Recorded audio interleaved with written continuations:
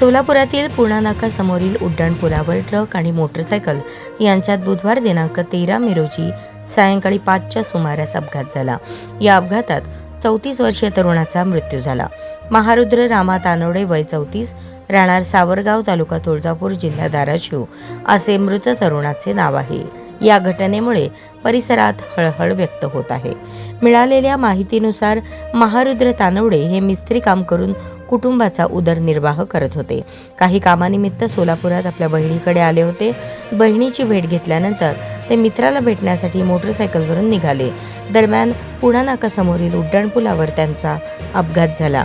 Truck आणि मोटरसायकलच्या अपघातात महारुद्र गंभीर जखमी झाले। त्याच मार्गावरून जात असलेल्या प्रार्थना फाउंडेशनच्या रुग्णवाहिका चालकाने घटना बघताच त्यांना तात्काळ रुग्णवाहिका थांबवली आणि तातडीने महारुद्र यांना रुग्णालयात दाखल केले। मात्र उपचारापूर्वीच त्यांचा मृत्यू झाल्याचे सिव्हिलमधील डॉक्टरांनी सांगितले।